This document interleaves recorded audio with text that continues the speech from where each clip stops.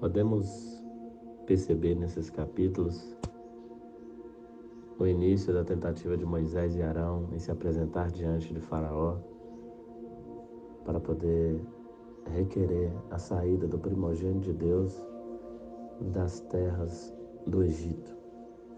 E nós vemos aqui uma questão muito conhecida, até em novelas e filmes, a questão da situação das 10 pragas. É interessante saber que a primeira pergunta que me vem é: Deus tinha total autoridade de destruir aquela terra de uma vez só. Mas por que as 10 pragas? Há muitos historiadores que dizem que cada praga era um sinal do castigo de Deus pela escravidão, pela tortura, pela campanha do genocídio. Ou seja, aquele povo era o Israel de Deus. Outra situação muito interessante, que já me ficou um pouco tanto intrigada, é a situação em que aparece que o Senhor Jeová endureceu o coração de Faraó.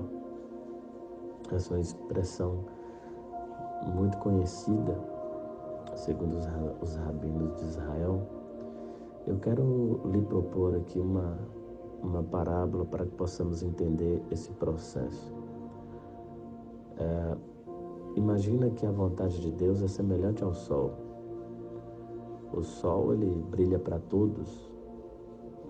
Ele tem as suas estações, ele está mais próximo, ele está um pouco mais longe, ele ilumina. Ou seja, as propriedades do sol estão sobre todos.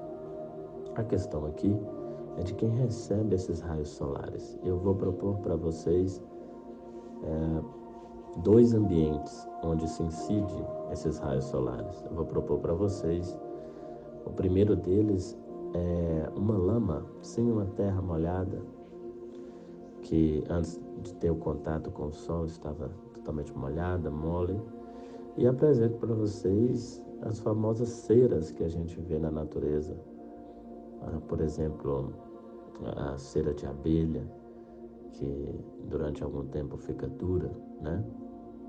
Então imagine que você coloca esses num determinado recipiente, esses dois objetos, essas duas substâncias, e coloca em contato com os raios solares. Você vai observar que o raio solar é o mesmo, mas naquela lama, aquilo que era mole se tornou duro durante um tempo. Em relação à cera, aquilo que era duro vai se tornar mole. Então a questão toda não é o coração de Deus, como dizem os ateus, como dizem as pessoas. A questão toda é o recipiente que recebe a vontade daquele sol, que recebe os atributos daquele sol. E toda vez que uma pessoa é obstinada em tantas coisas, ela recebe naturalmente o endurecimento do seu coração. Isso é um princípio debaixo da terra. A natureza revela a glória de Deus. Isso nos traz uma pergunta nesse dia: como está o seu coração? Talvez algumas pessoas possam estar com o coração duro, mas elas quebrantam-se. A palavra vai dizer que um coração quebrantado Deus não despreza. Se abre o seu coração para Deus, eu tenho certeza que a vontade do Senhor vai amolecer o seu coração. E que coisa boa é andar quebrantado diante da presença do Senhor. Mas talvez até fingimos que o nosso coração está mole, que a vida está boa, mas quando vamos entendendo a vontade do Senhor, nós vamos endurecendo o coração dia após dia. E o que é o endurecimento desse coração debaixo do princípio da terra? É privar o ser humano da possibilidade de se arrepender. Hoje é dia de arrependimento.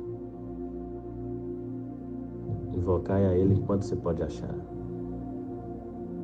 Quebrante-se na presença do teu Salvador. Não deixe que o seu coração seja endurecido pelas circunstâncias da vida. Deus continue te abençoando.